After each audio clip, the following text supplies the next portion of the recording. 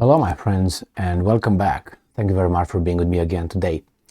Bad news for the Ukrainians and for their masters. The Russians are bringing a lot of troops and on the Eastern Front, and it seems like they are ready to start a massive counteroffensive or an offensive, however you want to call it. If you remember, the Russians were training those 300,000 mobilized, I think, in October 2022, and not all of them were sent to the front, contrary to what the free mass media told us, that they sent the Russians unprepared and they die in, like flies. So I have here an article from Ukrinform, which is a new Ukrainian media outlet, and they seem scared just by the headline of the article. You don't even have to read it further, but I will do it. So, what's going on with you, Natalia? So, Friday, 14th April 2023. I know we are on April 13, 2023, but Natalia doesn't seem very happy. Russia amasses forces on 4 axes in Ukraine's east, Deputy Defense Chief. The enemy has concentrated all its professional strike forces in 4 directions across the eastern war zone: Marinka, Liman, Bakhmut and Avdiivka. So Ukraine should concentrate more of its military potential in the said areas to stop the enemy's onslaught. That's according to the Deputy Minister of Defense, Hanna Maliar. I thought she was what's her name? Natalia Hemenyuk, but this is Maliar. That's why she's so upset. The other one seems more upbeat. Who spoke on the air of the national telethon Ukrinform reports. And I'm quoting, this is, and I'm going to leave that guy over there, this is the full-scale offensive. Did you hear that? This is the full-scale offensive by the Russians in the east, which has been going on since January. These are 4 directions: Bakhmut, Marinka, Avdiivka and Liman, where the enemy has amassed its professional strike forces. I thought they had none. I thought they were all eliminated. Now they're professionals again? I guess. I'm quoting again. It is not only the Wagnerites. There are also special operations forces. Oh, so they have special forces? Interesting. Now we find the Russians still have special forces, bad as they are, and professional forces, bad as they are. I thought they were done. And how do I know that? Because I've been told by these guys and others like them. Hello. Okay, let's move on.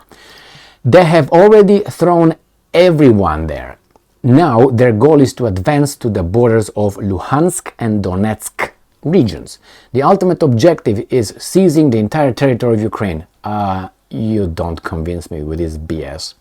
That is why we must understand that we, in turn, must put in more efforts there to stop them, said Maliar.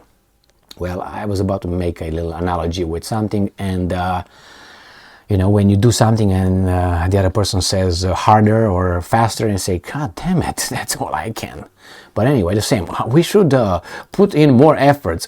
Don't you think those guys put all the effort they got? She noted that the Russians are losing the Ukrainian forces in urban warfare. Why are they in urban areas, I wonder? And that is why they are using today, and I'm quoting, the terrible tactics that they have already used in Syria. They simply raze houses, buildings and structures to the ground, end quote. Hey, Maliar, you don't convince me. They hit where you are, where your military is. If you put your military in urban areas, they will hit you there. We have to defend ourselves. There you have it. It's catch 20,000, whatever. And I'm quoting again. And in this way, they practically deprive our defenders of the opportunity to hold their positions. What do you want them to do? Not attack you? They're evil, they're bad. Didn't you say they're criminals, all that? They're orcs. So what do you want? You want them to be, have common sense? No, they don't. You portray them like that. So then you have to act accordingly. This is their style of war. Good job, finally, fucking Lee. They can't do it any other way because they don't know how to do it otherwise. Good job, Maliar. It took you what, a year and a month or 2 months to figure that out? Said the deputy minister. I didn't take her that much to figure it out, to say it. She emphasized that it is extremely important for Ukraine to hold on to Bakhmut and not allow the enemy to advance further. Hey, baby doll, you've been saying that that's just a symbolic area and they don't understand why the Russians are fixated to Bakhmut. Remember? And all of a sudden now it's important? Strategic. You see, these guys are. Not only this, they all, you know what I mean. In addition, according to Maliar, it should be understood that throughout these 8 months, Ukrainian fighters have destroyed thousands of the most professional Russian soldiers, thus reducing their offensive potential. Possible, and I'm quoting, therefore, by focusing on the battles there, we do not allow the enemy to advance to some other locations, end quote. She stressed. Good job. As Ukrinform reported earlier, over the past 2 weeks, the Russian Federation has lost almost 4,500 servicemen from the regular armed forces and fighters from the Wagner Corps group, not mercenaries, who were killed or wounded in the area of the town of Bakhmut, Donetsk region. Now this is another BS. They said they've been fighting over there for 8 months. They didn't say they're somewhere, blah, blah, blah, blah. Remember? 8 months somewhere, I can remember, somewhere here they said 8 months, blah, blah, blah, blah. Okay, and it was an article where they said that Wagner group loses about 500 to 800 fighters a day. So I calculated that means in 10 days would be about between 5,000 and 8,000 Wagnerites done. So if you calculate by Ms. Maliar 4,500 in 8 months, doesn't add up, baby doll. I mean, by the arithmetics I know, but maybe you have different kind of arithmetics, I don't know. Anyway, my friends, the Russians are focusing on that. Personal assessment on this. I think the Russians first did not were very successful in a way of conquering or pushing the Ukrainians westward in the offensive. I don't know the plans. I can tell you something else. My observation, reading all these guys' articles and all that. The Russians were very, I don't want to say efficient. The other guys say, well, they are crazy. They just send people to die over there. I don't know. It seems like the Russians were very calculated how they conduct this war. And this is the way they have been doing. This is the contact line right here. Right? So the Russians are hitting here, shelling, and then they move with personnel. This moves here. Then again, shell, destroy. The same these guys, shell back. These guys raise everything here, and then they move with the personnel, with the infantry here. That's how they've been doing. They didn't send, hoorah, like the Second World War, hoorah, let's go and kill the Wehrmacht. No, it was not like that. They just bam, bam, bam, cleared everything here, moved in. Cleared everything, moved in.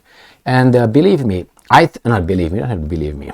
That was the wrong, a poor choice of words. But I think that the Russians do not want, obviously, to have a lot of body bags returning to big cities, so they don't rock the boat in a society. Therefore, I think they fight with Wagnerites, volunteers, and people from those Donetsk, Luhansk, Zaporozhye, Kherson, all that.